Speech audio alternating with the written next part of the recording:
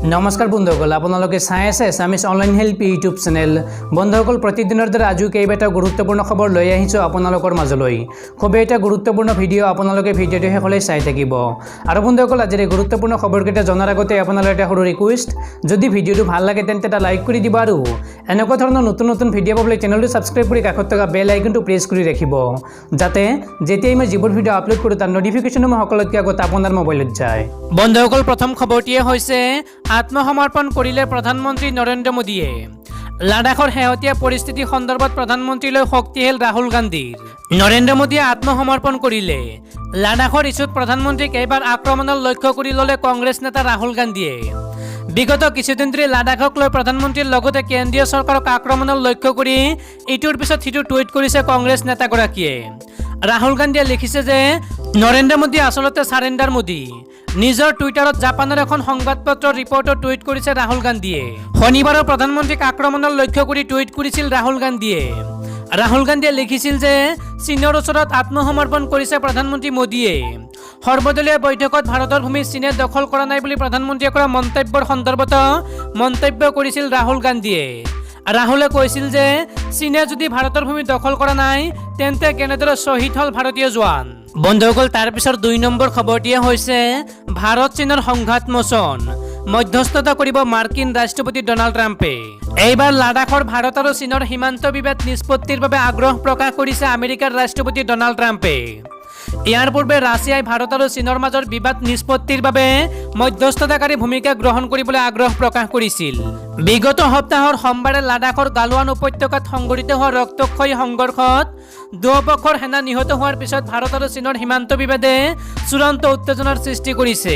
সামৰিক অভিযোগ প্ৰতি অভিযোগৰ পিছত ৰাজনৈতিক আৰু কূটনৈতিকভাৱেও দুই দেশৰ মাজৰ অভিযোগ প্ৰতি অভিযোগে চৰম সীমা স্পৰ্শ কৰা পৰিলক্ষিত হৈছে। তেনে সময়তে আমেৰিকাৰ ৰাষ্ট্ৰপতি ডনাল্ড ট্ৰাম্পে দুই দেশৰ মাজত উৎপত্তি হোৱা সীমান্ত বিবাদ নিষ্পত্তিৰ বাবে মধ্যস্থতাকাৰী ভূমিকা গ্ৰহণৰ বাবে আগ্ৰহ প্ৰকাশ কৰাৰ খবৰ আহিছে। এয়া বৰ কঠিন সময় পাৰ হৈছে। ভাৰত আৰু চীন এই দুই দেশৰ সৈতে কথা চলি আছে আমেৰিকাৰ। দেখা যাওক কি কৰিব পাৰি, ট্ৰাম্পৰ অভিমত। উল্লেখযোগ্য যে কৰোনা আতংকৰ মাজতে অহা নৱেম্বৰত আমেৰিকাত অনুষ্ঠিত হ'বলগীয়া ৰাষ্ট্ৰপতি নিৰ্বাচনৰ বাবে প্ৰস্তুতি চলাই আছে ডনাল্ড ট্ৰাম্পে। ওকলহোমাৰ নিৰ্বাচনী প্ৰচাৰত যোগ দিয়াৰ পূৰ্বে হোৱাইট হাউচত সাংবাদিকৰে মুখামুখি হোৱাৰ সময়ত ট্ৰাম্পে ভাৰত আৰু চীন সীমান্ত বিবাদ সম্পৰ্কত কয় যে খুব কঠিন সময় চলিছে। আমি ভাৰতৰ সৈতে কথা পাতিছোঁ, চীনৰ সৈতে কথা বতৰা চলি আছে। খুব ডাঙৰ সমস্যাই দেখা দিছে। দুই দেশে মুখামুখি সংঘৰ্ষত জড়িত হৈ পৰিছে। কি কৰিব পাৰি দেখা যাওক। এই পৰিস্থিতিৰ মাজত আমি সকলো ধৰণৰ সহায় আগবঢ়াম। লাডাখৰ সীমান্ত বিবাদৰ আৰম্ভণিৰে পৰাই আমেৰিকাই ভাৰতৰ পক্ষ লৈ আহিছে। গালৱান উপত্যকাৰ ৰক্তক্ষয়ী সংঘৰ্ষৰ পিছতে ৱাশ্বিংটনে চীনৰ সীমান্তৰ ভূমি দখলদাৰী ভূমিকাৰ ওপৰতে প্ৰশ্ন উত্থাপন কৰি আহিছে। আমেৰিকাৰ বৈদেশিক সচিব মাইক পম্পেয়ে কয় যে চীনা সৈন্যই বিশ্বৰ বৃহত্তম গণতান্ত্ৰিক দেশখনৰ সৈতে বিবাদ বঢ়াই তুলিছে। দক্ষিণ চীন সাগৰ সামৰিকীকৰণ কৰাৰ লগতে বেআইনীভাৱে তাৰ ভূমি দখল কৰিছে চীনে।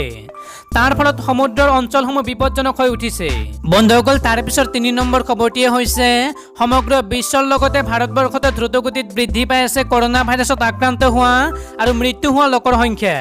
বিগত 24 ঘণ্টাত অভিলেখ সংখ্যক 15,000তকৈ অধিক লোক আক্ৰান্ত হৈছে মহামাৰী কৰোনা ভাইৰাছত। কৰোনা ভাইৰাছৰ সংক্ৰমণ দেশত দ্ৰুতগতিত বৃদ্ধি পাইছে। প্ৰতিদিনে কৰোনা সংক্ৰমণৰ হাৰ বৃদ্ধি পাই অহা ঘটনাই স্বাভাৱিকতে উদ্বিগ্নতাৰ সৃষ্টি কৰিছে। স্বাস্থ্য মন্ত্ৰালয়ে দেওবাৰে প্ৰকাশ কৰা তথ্য অনুসৰি দেশত কৰোনা আক্ৰান্ত ৰোগীৰ সংখ্যা 4,10,461 জনলৈ বৃদ্ধি পাইছে। এতিয়ালৈকে 2,27,756 জন ৰোগী সুস্থ হৈ উঠিছে। দেশত COVID-19ৰ ফলত এতিয়ালৈকে 13,254 জন লোকৰ মৃত্যু হৈছে। আনহাতে বিগত 24 ঘণ্টাত সৰ্বাধিক 15,413 জন লোক নতুনকৈ আক্ৰান্ত হৈছে মহামাৰী কৰোনা ভাইৰাছত। দেশত এয়াই এতিয়ালৈকে সংক্ৰমণৰ সৰ্বাধিক অভিলেখ। যোৱা 24 ঘণ্টাত COVID-19ৰ ফলত দেশত মুঠতে 306 জন লোকৰ মৃত্যু হৈছে। দেশত আৰোগ্যৰ হাৰ সামান্য বৃদ্ধি পাই এতিয়া 55.48% হৈছে। যোৱা 24 ঘণ্টাত গোটেই দেশতে 13,925 জন কৰোনা আক্ৰান্ত ৰোগীয়ে আৰোগ্য লাভ কৰিছে। দেশত বৰ্তমান সক্ৰিয় COVID-19 ৰোগীৰ সংখ্যা হৈছে 1,69,451 জন। ICMRৰ তথ্য অনুসৰি দেশত এতিয়ালৈকে 68,07,226টা নমুনা পৰীক্ষা কৰা হৈছে। এদিনৰ ভিতৰত যোৱা 24 ঘণ্টাত 1,90,730টা নমুনা পৰীক্ষা কৰা হৈছে।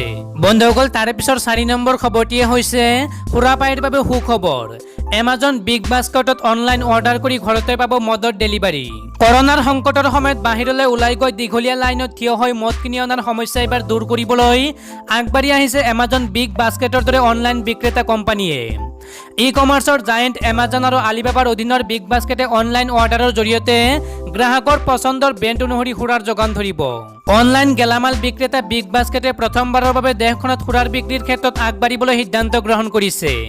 বাতৰি অনুসৰি ভাৰতৰ ভিতৰত পশ্চিমবংগত প্ৰথম মদৰ এই হোম ডেলিভাৰী সেৱা আৰম্ভ কৰাৰ কথা চিন্তা কৰিছে এমাজনে।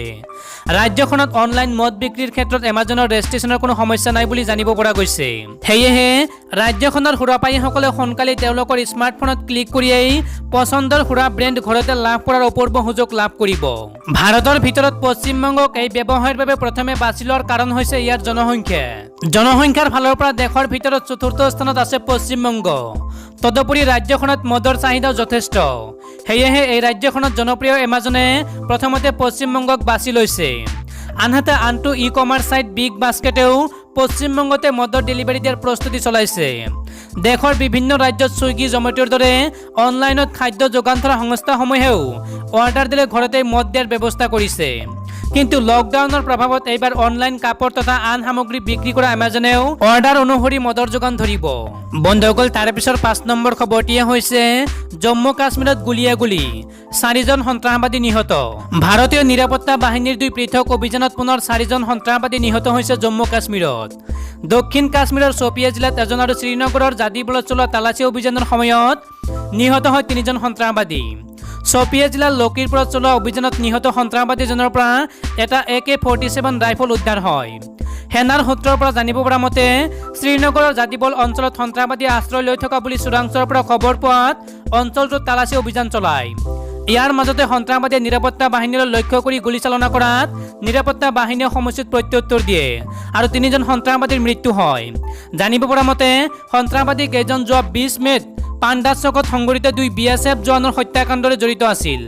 বন্ধুসকল তাৰে পিছৰ 6 নম্বৰ খবৰটিয়ে হৈছে কেতিয়াও আৰু চীনৰ পণ্য সামগ্ৰীৰ বিজ্ঞাপন নকৰাৰ শপত ল'লে ক্ৰিকেটাৰ হৰভজন সিঙে।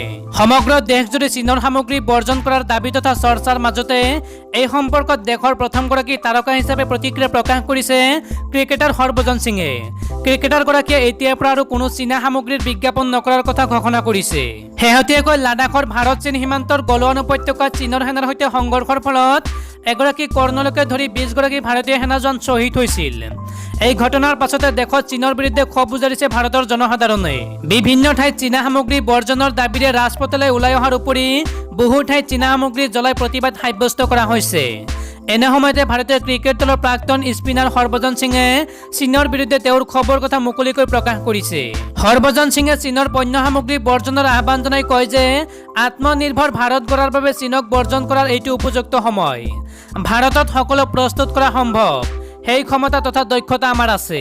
তেওঁ কয় যে আমি বিচাৰিলে চীনৰ সামগ্ৰীৰ ব্যৱহাৰ বন্ধ কৰিব পাৰোঁ। তেওঁলোকে যেতিয়া আমাৰ জোৱানসকলক আক্ৰমণ কৰিছে আমি তেওঁলোকৰ সামগ্ৰী নিষিদ্ধ কৰি দিয়াই উচিত। আমাৰ টকাৰে কিয় তেওঁলোকৰ দেশ চলাব দিম। যিসকলে বৰ্জনৰ আহ্বান দিছে মই তেওঁলোকৰ সৈতে আছো। প্ৰাক্তন ভাৰতীয় ক্ৰিকেটাৰগৰাকীয়ে লগতে এতিয়াৰ পৰা আৰু কোনো চীনা সামগ্ৰীৰ বিজ্ঞাপন নকৰাৰ কথা স্পষ্ট কৰি দিছে।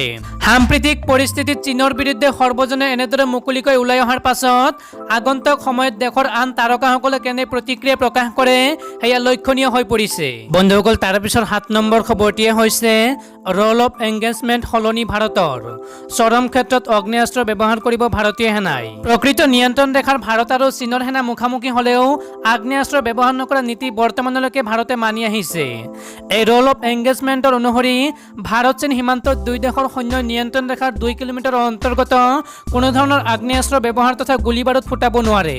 1996 চনত 2 দেশৰ মাজত সম্পাদিত এক দ্বিপাক্ষিক চুক্তি অনুসৰি এই ৰোল অফ এনগেজমেণ্ট প্ৰৱৰ্তন কৰা হৈছিল, যাৰ ফলত ভাৰত চীন সীমান্তত যোৱা 45টা বছৰে হতাহতি লাগিলেও দুয়োপক্ষৰ মাজত এটাও গুলি ফুটা নাছিল।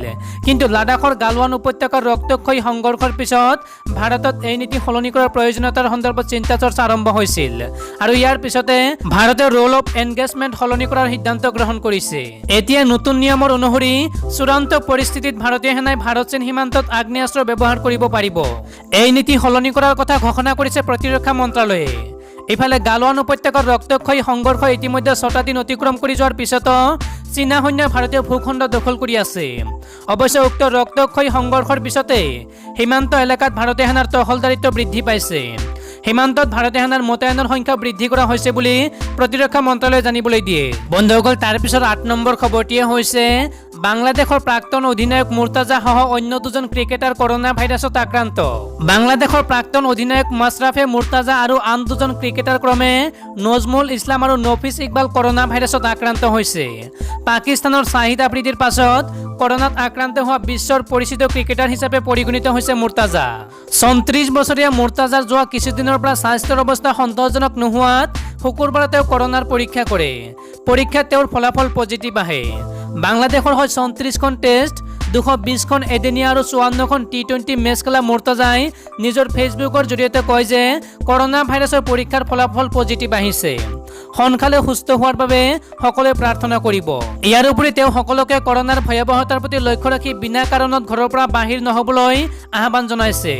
উল্লেখযোগ্য যে সাংসদ হিচাপে মুৰ্তাজাই মহামাৰী কৰোনাই ক্ষতিগ্ৰস্ত কৰা লোকৰ মাজত সাহায্য বিতৰণ কৰিছিল। মুৰ্তাজাৰ পৰিয়ালৰ আন সদস্যও এই ভাইৰাছত আক্ৰান্ত হোৱা বুলি বাতৰিত প্ৰকাশ পাইছে। মুৰ্তাজাৰ উপৰি বাংলাদেশৰ এদিনীয়া দলৰ অধিনায়ক তামিম ইকবালৰ ভাতৃ তথা বাংলাদেশৰ প্ৰাক্তন ক্ৰিকেটাৰ নফিছ ইকবাল আৰু বাওঁহতীয়া স্পিনাৰ ইছলামো কৰোনা ভাইৰাছত আক্ৰান্ত হৈছে।